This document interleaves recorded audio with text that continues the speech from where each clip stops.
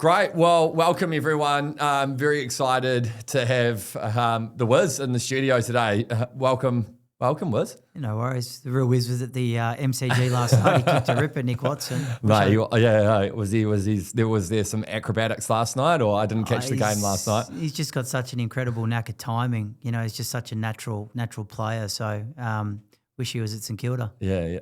Of course. Well, today we're going to be talking about winning in the commercial market, no matter the conditions. Obviously, different states have different markets. Obviously, there's been a bit of a challenging period right across Australia, particularly here in Victoria, dating back a few years now. But before we kind of jump into the content and the conversation, obviously, we've known each other for a number of years. For those who are tuning in and don't know me, I'm George Carver. I'm the CEO and founder of The Garden. Everybody knows you, George. Come on, don't be so humble. Formerly known as Social Garden, and up until last week. But the logo looks good, by the way. Oh, thank you. Quite like it. No, we're excited. It was a slight little sidestep, not a giant leap in terms of the evolution of the name. Yeah, no, it's always about the side steps. Yeah, exactly. But Wiz, I know obviously you've got over 2 decades of experience kind of working in all kinds of markets. You said you wouldn't give that away. I heard the cameras in here cover up my grey hairs, but I'm just looking at the monitor. I'm thinking, Jesus, I'm getting old. You're looking good, mate, as I said when you walked in the door today. Obviously you've been through a number of cycles kind of in that time. You've worked in CBs for a long time and lots of experience, and obviously now with the Wizel Property Group. So maybe just a quick snapshot of kind of what fills your day now and kind of what Wizel Property Group does just before we kind of jump into the content. Yeah, 13 years at CBRE, pretty much my entire career. Sort of started out selling small stuff, little offices, 160 grand. Fortunately finished selling some big stuff and high volumes, running a big team. COVID hit, sort of glaring opportunity potentially to go out and challenge myself. So formed Wizel Property Group and effectively just went out wanting to start buying commercial properties for ourselves. That's kind of morphed now 5 years later into 96 properties that we've purchased. Wow. Of the 96, we've sold 43.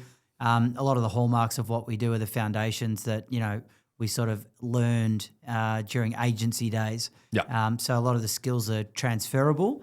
And, just as much importance on execution of the basics in what we do now as when we were in estate agencies. So it seems kind of an interesting time to choose to you say you saw the opportunity during COVID, or I think that's kind of when the business was born.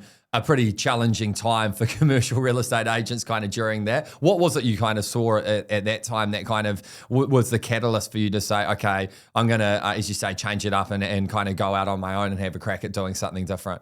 Yeah, I sort of always invested in trying to get the attention of good people that I could talk to through my career.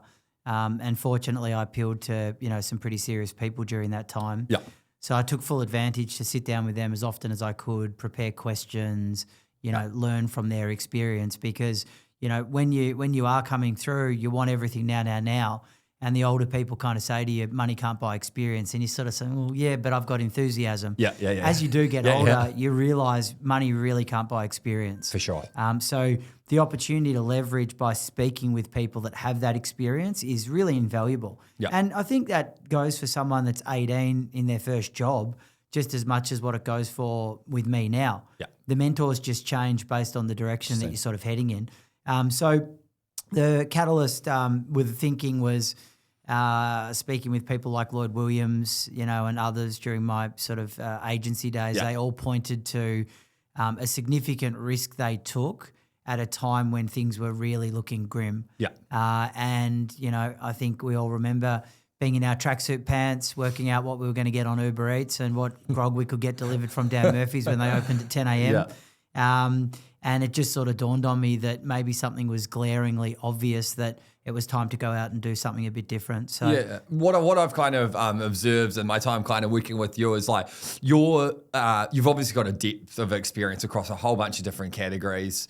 What I've found over our time building The Garden and now apartments.com.au is the opportunity to focus on a niche and like having deep focus. Like, how has that applied to what you've done, since creating the business, and how does that apply to kind of the general commercial real estate market? Is it really about trying to kind of build a network and relationships around a particular niche? Is that really important, whether that's location, category, style of deal? Is that kind of how you think about opportunities for commercial, estate agents and developers as well in that context? It's a good question. I guess that I've been sort of fortunate that I've sort of become a student of the industry or a student of the game. Yeah. So, having that sort of innate curiosity to always be wondering, how could something be done differently? Why should, you do it in a certain way? Is there depth? Is there a runway? If we invest in a concept, is there a runway, ahead of us where, if we do allocate resources, whether it's financial or whether it's our time, has that market or that niche got sort of a good runway where we can build up some momentum, and keep growing into it? I think it's really important, like if we're talking to predominantly estate agents on, today's call. Correct. Yeah. I think it's, we sort of tend to live in our own bubble when we're in a estate agency. It's a very insular kind of looking industry. So you list something, you tell everyone, you sell something, you tell everyone. And there is a bit about me, and then a bit about the team. Yeah. But where that gets lost in the market in terms of your audience, whether it's a vendor, whether it's a purchaser, is quite often, especially in commercial real estate, they're very busy people. Right. So I would say that probably less than 1% of Australia's population owns a commercial property. Sure. Yeah. So you got to say, well, what characteristics, what personality traits does the 1% have that's different to the 99%? And what you'll find is they're predominantly hyper-focused, very busy. Quite often commercial property is a secondary focus for them away from their core business. So you really need to establish a way in which you can cut through really clearly. So when someone thinks of Mark Wizel, what's the next thing they think of? Yeah. So, in the CBRE days, I identified that opportunity with Asian capital. Right. Okay. And Interesting. I rode it all the way home. Yeah. Like it was just day after day, and then innovations of how we could do it better, starting with possibly events in Box Hill or events in Doncaster, and then finishing in having our own Chinatown shop. So we had our own Chinatown commercial real estate shop. Yeah. And then you film that shop and you get content from that shop, and then you're putting that out to the vendor. For sure. So then you'll say, well, why Chinese? At the time, they were paying premium prices for real estate. Yeah. Right? So you can't just establish that as an agent and hope for the best. That's where the student of the game comes in. Yeah. Reading newspaper articles, getting the financial review, not just reading the property section to see your name or your competitors' names, taking a wider interest in what's happening that can affect commercial property or can affect residential property, right? So are student laws changing for the positive or the negative? If the student laws are changing in terms of how many students can come into the country, then it might be worth starting to look at different sectors that are going to benefit from that. People automatically think student accommodation, but where do they eat? Right? So if all the student accommodation's going into one part of a CBD, and you can identify that there's a lot of vacancy on the ground floor, in that part of the CBD, there's a strong argument to say that a lot of those vacant shops are going to be leased by Asian, Indian, predominantly, wherever the students come, their food. Yeah.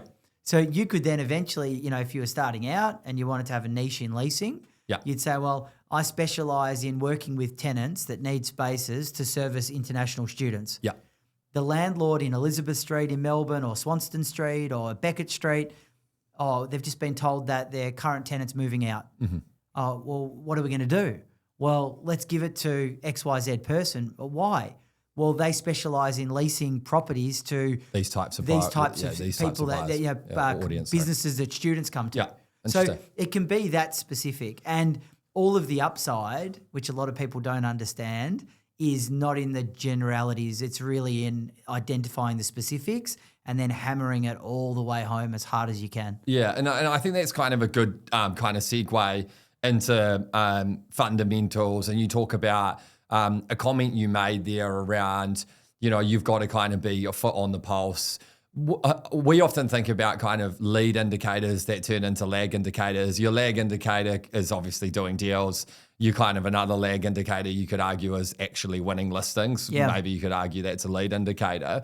What are the fundamentals do you think about that sit right above kind of at the very top that kind of leads to, winning listings and ultimately doing deals? Like when you think, we talk about doing the press ups in here. Yeah. Like what are the press ups, particularly in a tough market that every agent should be doing? Well, we just focus internally on 3 words, and we have for the last 5 years, and it's organisation, preparation, and communication. Yeah. So in all of our work that we're doing, whether it's internal work, whether it's for external clients, we're always thinking, how can we organise ourselves better? How can we prepare better for whatever it is we're doing? Yeah. And how can we communicate better, either as teammates or to the external market? Mm-hmm. So, I've always operated with like key pillars and then just kind of built those pillars out. Yeah. And it's a bit of a trap with data and tech in today's day and age. You've seen companies make billions of dollars by being able to identify ways to organise people better, whether it's through workflow or this thing or this printout, and you get all the data now. And, you sort of see it in all industries. Everyone's constantly reviewing data. But at the end of the day, right, the data's only as good as the recipient who's reading it. Yeah, for sure. So to me, it's still about human factors. It's still about why are you doing what you're doing every day? Yeah. Have you got clarity on your purpose, right? When you get out of bed in the morning, what are you doing it for? Are you doing it because you want to keep your parents happy? Are you doing it because you got a boss that, you want to show you can do it and you don't want them to think that you're, not capable, if the audience, I'm not 100% sure how old our audience is today, and this is sort of a little bit of mature speaking, and it does get a bit easier, this stuff, as you get older, right? But, the key is developing that relationship with yourself and getting very strong clarity on your purpose. Yeah, I love that. Right? If you get that clarity on your purpose, it makes the execution of what you should be doing just that much easier. Yeah. Right? The thing of talk about willpower, it's like sit down and make 30 phone calls. Yeah. But if you don't know why you're making those calls, Correct. you might get through 15 in the first week. Then the second week you'll do 12. Then it'll be 9. Then it'll be 7. Then it'll be I got a doctor's appointment or whatever the excuse is. So I've always just been really keen to go, very clear on why I'm doing it. I think I've got a great opportunity, like in the gifts that I've been given, some incredible teachers along the way and my pathway to get to where I am. I just don't want to squander the opportunity. Yeah, and high confidence and clarity, to your point, around what those phone calls actually represent in kind of the bigger picture, I think is kind of what I'm hearing from you. Is like if you've got that dialed, that's what enables you to kind of turn up and kind of deliver, week in, week out and do it over a sustained period of time. And that is what's required, right? Because making 30 calls for 3 weeks, you're not going to see, making 30 calls in a week, you're probably not going to really see the downstream results of those 30 calls for perhaps 6 to 12 months, sometimes longer, right? So, sure. It's you've got to have something to tie it back to that enables you to kind of want to continue to turn up every day. Yeah, and that's right. And those things you tie it back to, they can be quirky. I sort of did a bit of quirkiness when I was at CBs, but we'd have 3 model cars on a table, and people would often ask, well, what are these model cars? What the model cars represented was a $20,000 marketing campaign, a $40,000 marketing campaign, value to the car, and a $100,000 marketing campaign. So we said, okay, you're going out, you're listing a property. A client who owns that property is entrusting you your name, so your surname, Mark Wizel, to get their asset sold. Not only that, if you sell it, they're giving you a commission to make your life better, and they're spending $30,000 or $50,000 or $100,000 on marketing. Yeah. I was in a situation where it was somewhere between motivation, guilt, and responsibility. I sort of operated, on that pendulum. You should feel guilt towards not letting the client down. Yeah. The client's writing a check for $30,000 for you to generate leads on their property, for you then to transact it and get paid. It's an unbelievably good industry. Yeah. Right. And, how much does that mean to the people out there? If you're not working the campaign hard, you go to bed at night. Yeah. Can you leave it in your stomach and be thinking what I'm doing on the weekend? Or do you feel a bit sick knowing that you're letting Mr. Smith or Mrs. Brown down? Yeah, For me, still to today, right, even in a totally different space than what I was in, when I was in agency, If I'm not getting the results, I still feel sick. Yeah, agreed. So as do I. And I think to your point on the technology and the organization of information, like all that information becomes noise unless you have a cadence of accountability, right? And I think you got to be first and foremost, you got to be accountable to yourself. But if you've got teams, having a strong system that enables you to, maintain and sustain things over a long period of time is really having not just data kind of just going into the system that like sometimes you're looking at a dashboard once every month. It's like, it's kind of got to be in a, in a routine where there's a cadence of accountability. Yeah, look, it's not an easy industry. Yeah. Anything to do with sales, anything to do with transactions, anything to do with building trust, it's not easy. Yeah. And that's why a lot of people don't do it. Yeah. So the level of rejection out there is high. And as humans, we're not perfectly geared up to deal with rejection. Yeah. We actually try and hide from it. Yeah. So the people out there, I definitely empathize, all the time with them. But the flip side of that is what's possible. Everybody on this call, I mean, if they're taking half an hour, for example, this morning to listen to us, right? They obviously must be not that busy. No, I'm kidding. We're obviously great presenters. But what it means is somewhere in them, somewhere under the layers of lack of confidence, of not having the self-belief, or it's in them. It's in each of them. For sure. Right? Yeah. And it's just a matter of continuing to persevere, right? Taking the feedback, being open to feedback, acknowledging if you could have done something a bit better, and then daily improvement. Yeah. That's all it is. It's literally one foot in front of the other. Totally agree. On a hourly by hourly, day by day, week by week basis, and you will get the growth. You will get everything you want, but there's just no fucking shortcuts. Yeah, you got to. That's all it is. I think that's a good segue. Someone's asked a question. See up on the screen. Thanks, Joshua. If you were starting again from scratch today, what would you focus on early? What mistakes would you try to avoid? And what habits or skills do you think, which I think you've been talking to, like the discipline part, do you think make the biggest difference? Great question. Thanks, Joshua Hutchinson. Welcome to this wonderful webinar. My first webinar ever, actually, I believe. Cool. So, and lovely conditions down here at Social Garden. Yep. Joshua, I wouldn't, the immediate response is I would do nothing differently. I think it's all part of your story. I think, if you look at most books, there might be 20 chapters. The chapter 1 for me was, fuck up after fuck up. You look back now and you think, oh my gosh, why did I think I could get it done that way? Or why did I not return that person's call thinking they'd call back again? Or, and then you hear that they'd bought another person's property. Or So you need to go through all of those learnings to feel the pain. Yeah. There's a price to pay. Like if there was a magic kind of bullet, everybody would go out and try and grab it. But it's all in the learnings. It's all in making the mistakes and then, building up the resilience, which ultimately comes from self-belief. People often sort of say, oh, if you could give your kids one thing, I got two, relatively young boys. Forget everything. Like the one thing that I would just wish if I could give them is self-belief. Yeah, I love that. Because it just can carry you so far. When everything's against you, when they're all coming over the hill for you, when nothing's going right, if you do have that ability to look inwardly and trust yourself, knowing that you're doing the work, knowing that you're fed income, you're authentic, you're not covering up any stuff, you're genuinely trying to improve, the belief will be there. I mean, when Ross Lyon used to work in our group, I learned so much from him. And, he used to talk about if you do the work, when you need it, it's there. Yeah.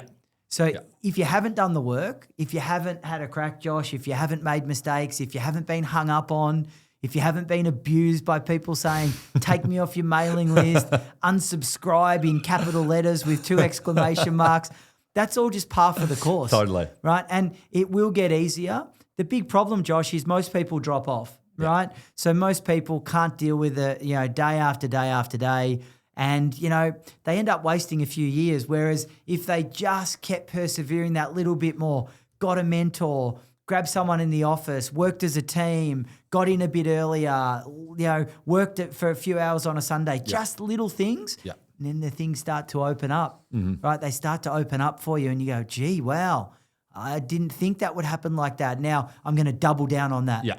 Right? And that's often the value, right? It's like when you start to see where your ability to create value for others starts to open up. And to your point, that's kind of where you double down. I mean, again, throughout our journey, it was how to generate great quality property leads via social media. And it was like, hey, how do we just double down and go all in on just being the best in the market at that? And I think if you're starting out, it's what's your version of that? If you really understand these 3 suburbs or this asset class, and you can be the absolute best at that thing and just continue to double down, you're going to be able to provide a disproportionate amount of value for people. 100%. I think the big danger for real estate, in today's world, we're in a very fast world, but real estate is a slow product. Yeah.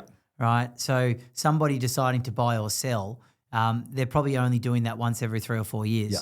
And it's probably a really big decision for them. So they're going to spend a lot of time, right? So the old school kind of fundamental ways of doing business will still stand up in real estate today. Definitely. But they're working in a counter kind of a counter direction to what we're being influenced on by the broader world, which is all about speed, efficiency, productivity. So an example, you can send 1,000 letters out and put signatures on them digital. You can even get a good designer to say, I want this signature to look as much like a biro as possible. Yeah. Right? But you send 1,000 and the best property there is owned maybe by one person. That one person might look at it with a magnifying glass and say, that's electronic. I only trust people that sign with a pen. Why don't we want to sign with a pen? Takes a long time. Yeah. We don't know. No one's ever going to ring and say, I gave you the listing of Burwood One Shopping Centre, right, because you hand signed a letter. No shit. That's what happened to me. How good are handwritten letters in this day and age? Just as a side note, I think me and Mike have been talking about that lately. I had a great letter sent to me by a accounting firm recently, and it was like really well personalized handwritten letter, and it was like remarkable. I was like, I haven't received something like this in a very long time. It's great to see, but it's no surprise they want your accounts with how much money you guys make around here. You should say good day to Mike. Where's my mate? Mate, he's on holiday. We've got Monty, your dog in here. Yeah, he's It's a bit of a pity you can't get Monty on camera. You go pretty well. Yeah, I was about to apologise for him dropping his guts before, but anyway, one thing I want to ask you about is asset selection or opportunity selection in a difficult market. Because again, I think there's a tendency when things are tough to want to expand and try and do everything. I think about that and having learnt that through my own experiences. How does that play into commercial real estate? Because I imagine there are some more challenging opportunities in the market and some listings that are really hard to sell. Like, how do you think about like opportunity selection and managing kind of risk in a market where there are kind of less opportunities? Look, it's a hard one. Sometimes the greatest relationships that you can forge is out of doing the hard deal first. Yeah. I see a lot of these estate agents, and I was probably one of them, and they sell a 15-year lease to KFC or a 10-year lease to McDonald's. I mean, literally, I know that they're selling them, but anyone could. And I used to think about like, let's not take ourselves too seriously, because whilst I was in the industry getting these listings with my team, if we didn't exist, Michael Gross would have got them, right? Now, would Michael have done such massive campaigns and everything in Chinese and all the bells and whistles and a portfolio auction in conjunction with Ferrari Zagami? Maybe he wouldn't have, but he still would have sold them. Yeah. Because fundamentally, it's someone wants to buy them. It's right? a great so asset. I almost don't give any points whatsoever. Whereas, we get some estate agents and we've bought some, properties that haven't done that well and we want to move them on and we know they're not great. The ones that come in, like ruthless, no emotion, just appreciate the opportunity to work for your group. Yeah. If they deliver on something that I think's hard to sell, well, what's going to happen in my mind to how I rate them? Yeah, totally. I'm going to want to reward them. Yeah.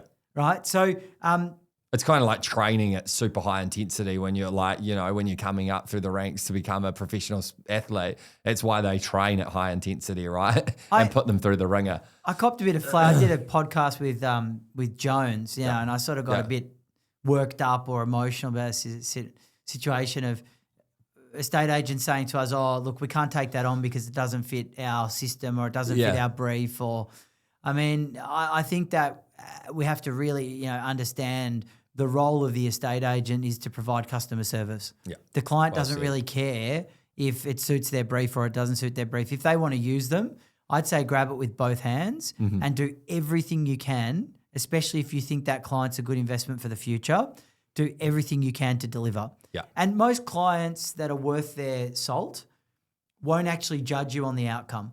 So they'll know that the market's tricky. The input, right? They'll judge you on the inputs. 110%. Yeah. And if they know that you've done everything you can, right? You've worked it, you're not going to lose their respect. Yeah. So it's a very good insurance policy just to get anything and go as hard as you can. And really that's where careers get forged out of. Yeah.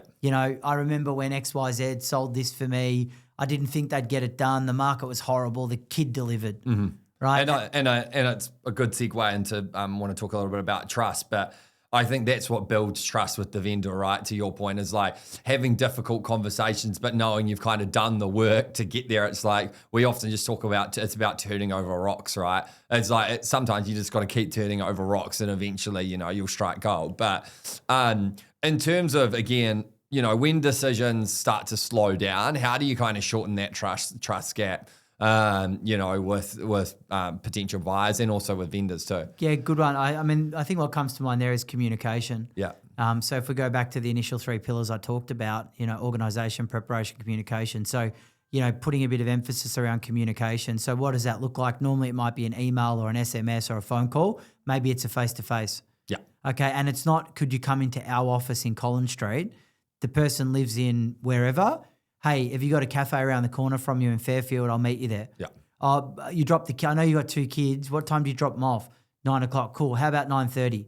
Great. I'll be there at 9:15 just in case you get there earlier. Yeah. Right? So making it really easy to have maximum impact conversations, maximum impact communication.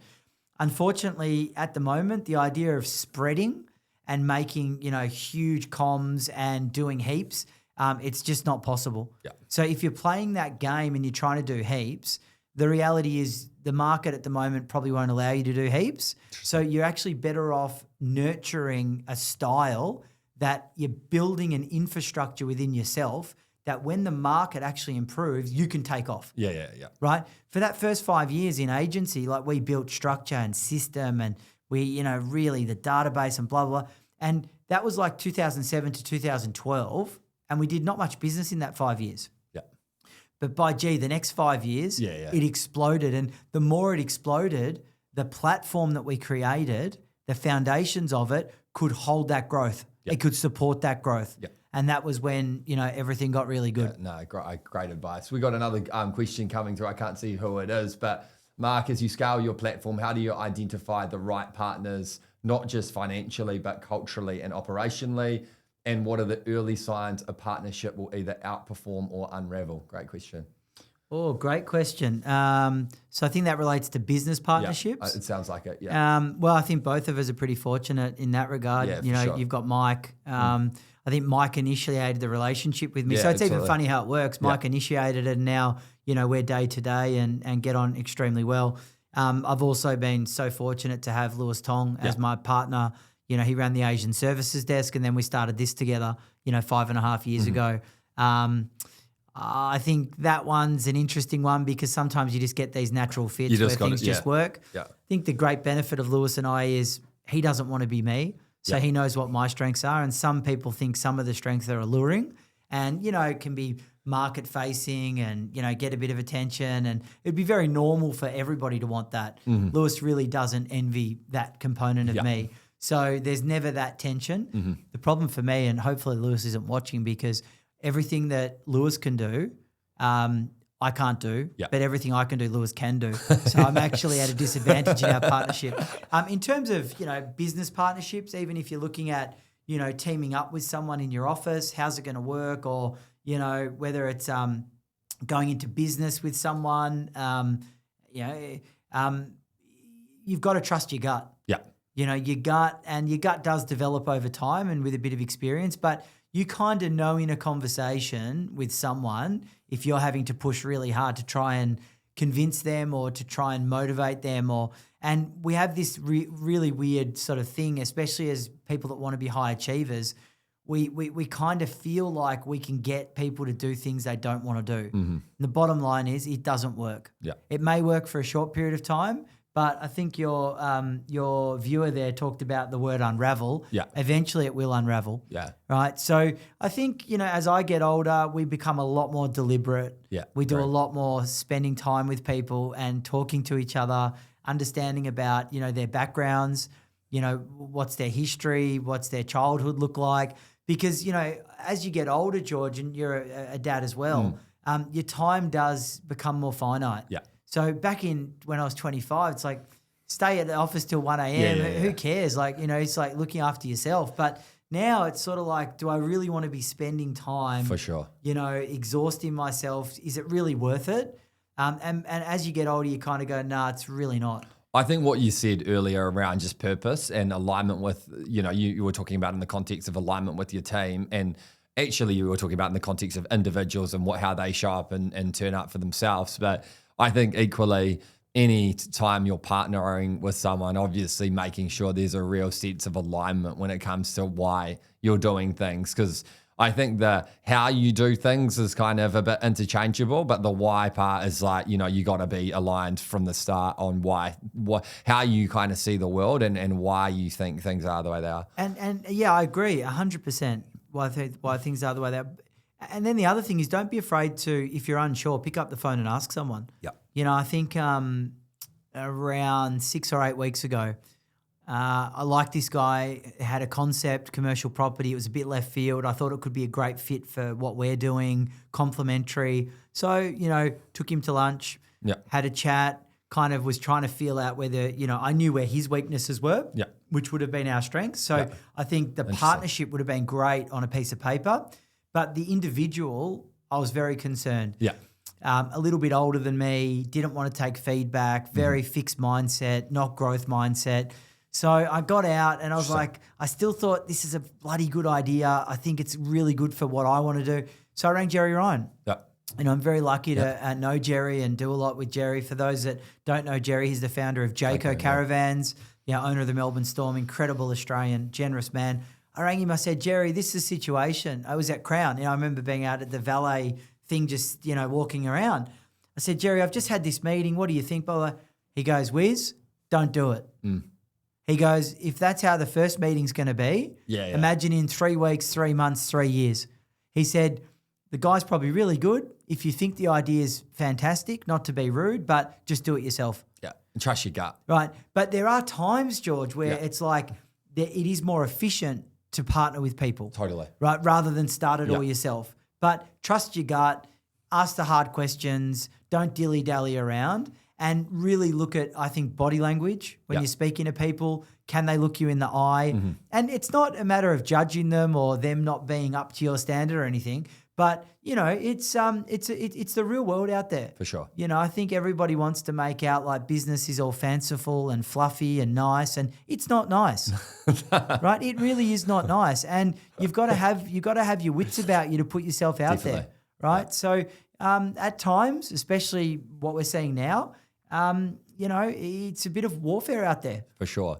So there's I'm conscious of time. There's a couple of things I really want to touch on before we wrap up. I feel like you're really in touch with your own brand, super authentic when it comes to how you show up, as evident in this conversation, but also how you show up right across all platforms. In terms of brand building in a difficult market, because I think this is, again, often what you see start to fall away in a more challenging market as people kind of move to the more tactical, like short-term stuff as we as human beings get kind of sucked into some more short-term thinking. How do you kind of think about, brand building, in a difficult market, call it?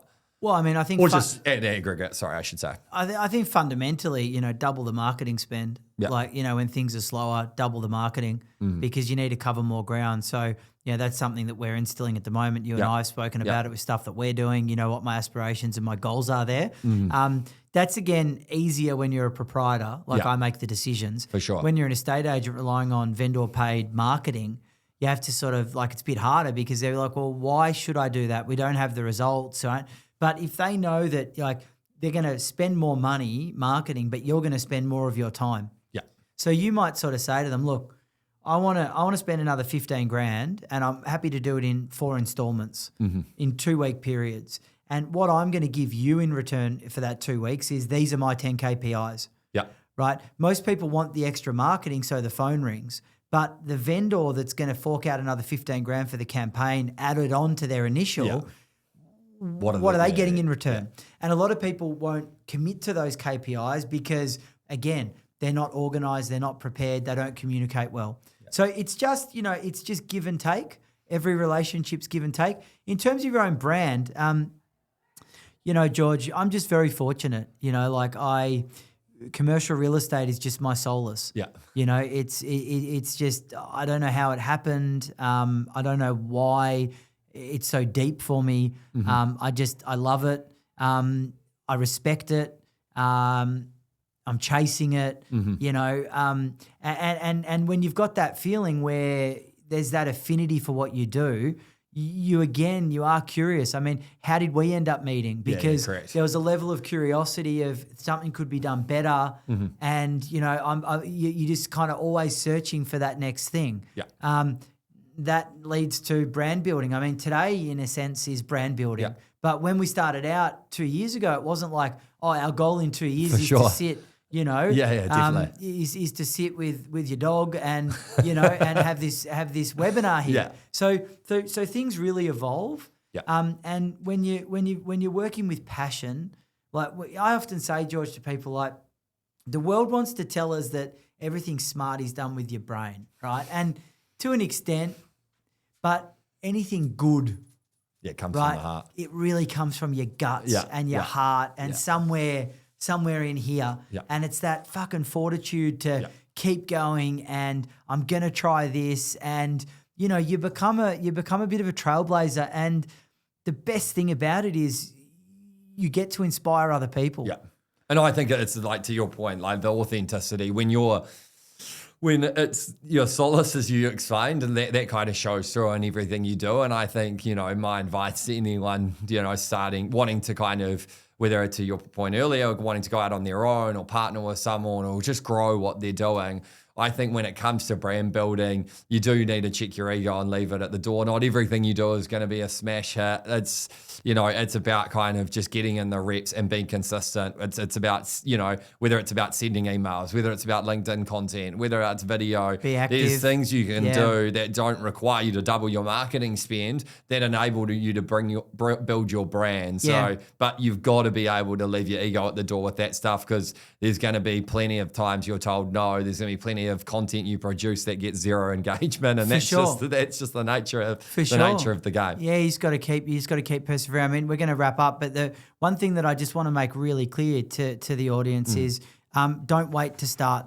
So start today. Yeah. Quite often people have lofty dreams and expectations, and that's great to have a big vision. I've got a really big vision for where I want to get to. Yeah. I probably don't have the confidence to share that on the pod, but I know you do, I've got in my mind where I think I can get to, right? Yeah. In years to come. But I'm practicing to be that person today. Yeah. Right? And how does that show up? Because I think that's habits of excellence. Yeah, yeah.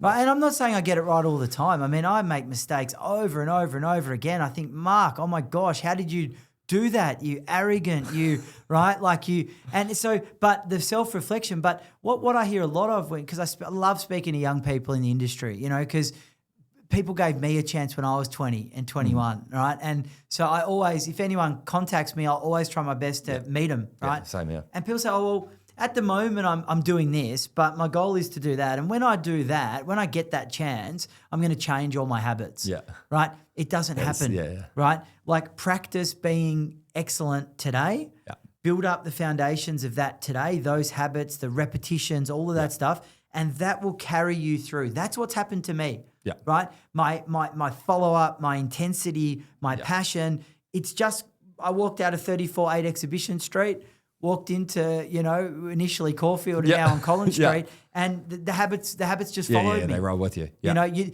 You won't change because the opportunity's bigger. Yeah.